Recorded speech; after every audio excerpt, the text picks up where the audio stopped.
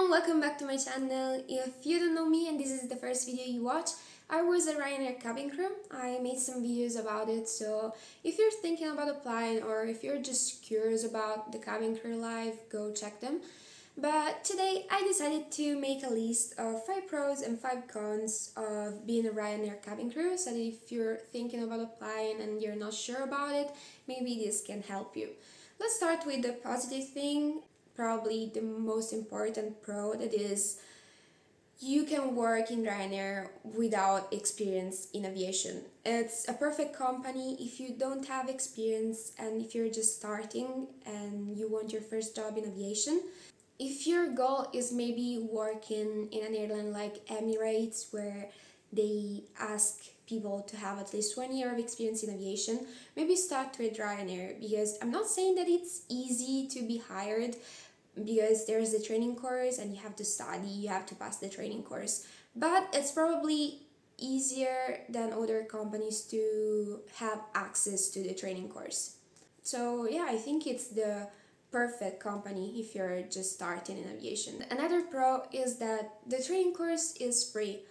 A lot of people ask me if you have to pay for the training course, and maybe this is because some years ago Ryanair actually made you pay for the training, but they don't do it anymore. Some companies still make you pay for the training. Ryanair actually gives you some money during the training, that's something around like 140 euros per week. And it's not a lot, but at least like you don't have to pay for it and you can pay some of the expenses that you will have during the training. So honestly, I think it's a good thing, also because you will study for 1 month and a half and you will have a cabin crew attestation. And even if you will decide to not work with Ryanair anymore, you can still use that attestation. Of course, then if you decide to work for another airline, you will have to have a specific training for the specific aircraft that they use, but at least you have the part of the initial exam done. So I think it's a positive thing. Another pro of working as a Ryanair cabin crew, that for someone can be a con, but I know for other people is a positive thing, is that with Ryanair you always go back to the base. You have a base assigned, in my case it was Marseille, and you always go back to the same base every time. It can happen that there are overnights, but it's not an unusual thing. Like, you always go back to the base. So maybe if you have a family, if you value having some kind of routine, it's good because you know where you will go back at the end of the day. Like, it's still a very weird job in a way, so of course you will not have like a 9 to 5 job and you will not have a very rigid routine, but at least you can have some kind of stability in your life if you always come back to the same place. Another pro is that you have the possibility to grow in your career, and I think faster than in other airlines. It also depends where you're based, because there are bases where it's easier to level up, and while in others maybe you will be a junior cabin crew for years. But like for example in Marseille, you could become a number one after maybe a year that you were in the company. So I think there are several bases in Ryanair where it's not that difficult to become a cabin supervisor after a not too long period of time. So for example, if you work for a year in Ryanair and you manage to become cabin supervisor, then you have a very nice CV that you can use to apply for another airline. Another pro is that you will not get bored. Like, it's very difficult to get bored working in Ryanair. Like, you can definitely not get bored. You will have to deal every day with so many different things, so many different people, and the crew always changes. Like, maybe after some time you will meet almost everyone. It still depends how many people are in the base, but like in Marseille, I think after maybe 4 months I met everyone, but almost every day you work with someone different, so you cannot get bored, honestly, and you will learn to be flexible. You will learn to face every kind of situations. And I think that in general, it's just a very good opportunity to grow in your career, to grow as a person.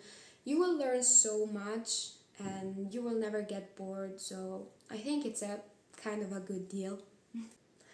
But now, let's talk about the cons.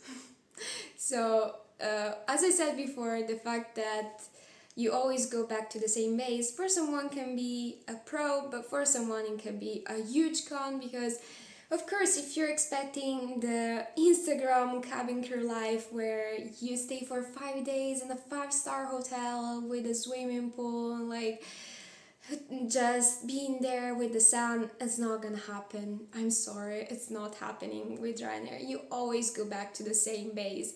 And okay, you have the opportunity to travel because you have 3 days off every 5 days that you work, but still, you have to use your free time. You will not travel while you're working.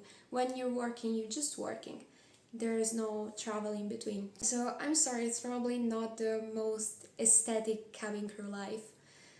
But still, I mean, you have the opportunity to travel anyway, so I think you need to decide if it's for you or not. Another con, and probably the most important one, is the pay. I made a video about it, so if you want to know how much I earned as a cabin crew, you can click the link. But spoiler, not much.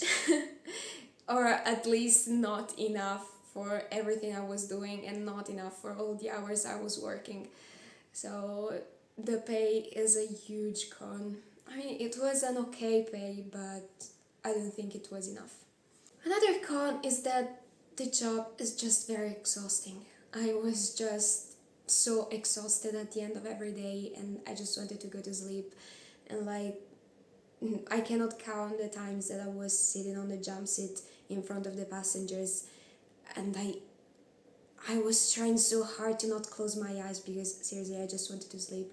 Once it happened also with the base supervisor that was sitting next to me and I was just like I mean, I was not doing it on purpose, but I was just so sleep deprived because it was maybe 3 days in a row that I had the minimum rest because you need to have at least 12 hours from one shift to the other. But I was on early shifts and I had for 3 days in a row the minimum rest, so I was just so fucked up and I was so exhausted. And yeah, I honestly couldn't do it anymore. But there are people that handle it in a good way. There are people that love the early shifts because they like to have all the day for themselves, and I'm like, if you have the whole day for yourself, when are you gonna sleep? Because like when I was on early shifts, I had to go to sleep at 9 p.m. because otherwise I would be fucked up the morning after. But I think there are people that just don't need to sleep that much, so if you're one of those, I guess it's the job for you. But in general, sleep aside, the job was just very exhausting. And I think it also depends. I think I said this several times, but seriously, the job in Ryanair changes so much from base to base. And Marseille, I think, was a fucked up base.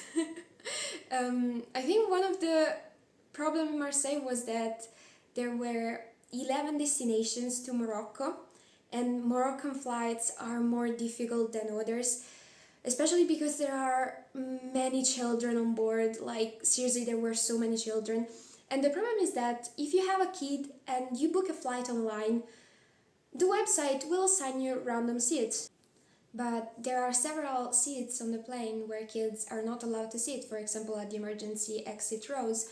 And of course, every time there were children at the emergency exit rows, and you had to go there and explain, hey, I'm sorry, could you please change your seat because kids are not allowed to be here.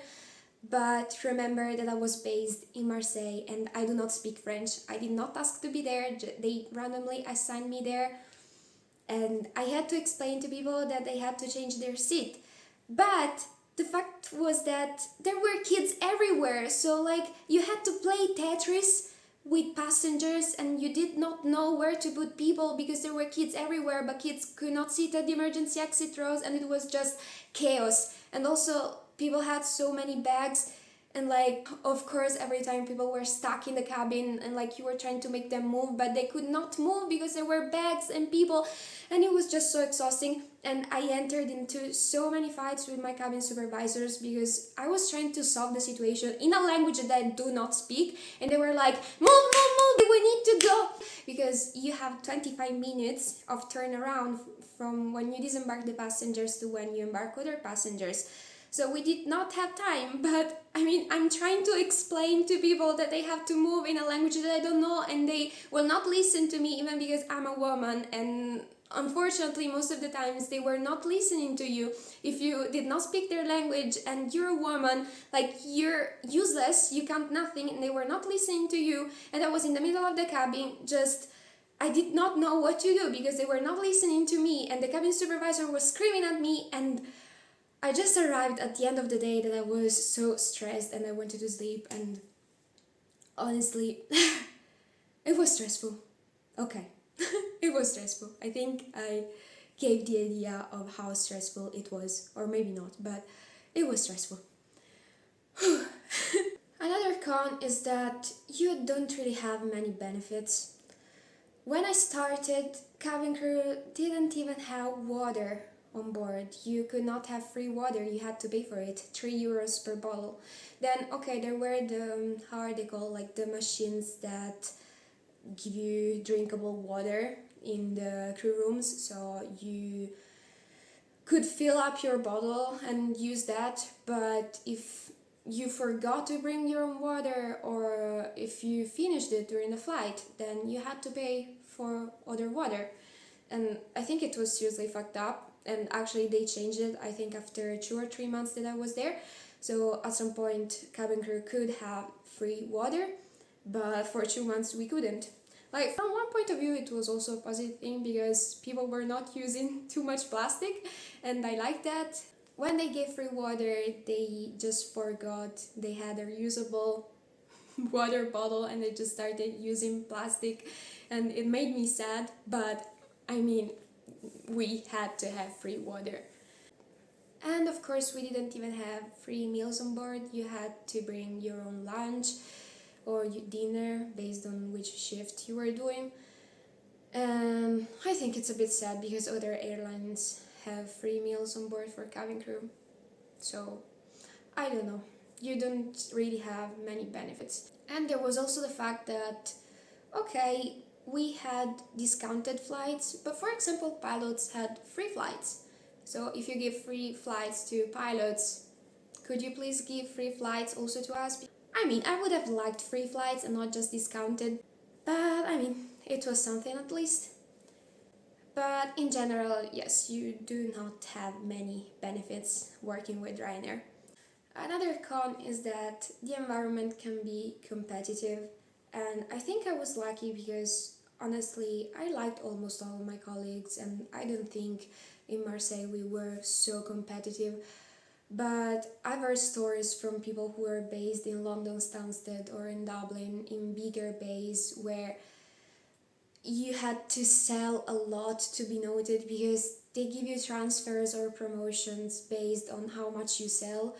So every day at work, like, you have to work and to deal with passengers and everything, but you also have to think about sales, and you need to compete with your coworkers because who has more sales will have the transfer or the promotion. So it can be competitive. Like, it wasn't my case. Like, I seriously didn't care at all about the sales. I was not there to have promotions or transfers or anything else, and I don't like to sell things to people, so like seriously, I didn't care at all.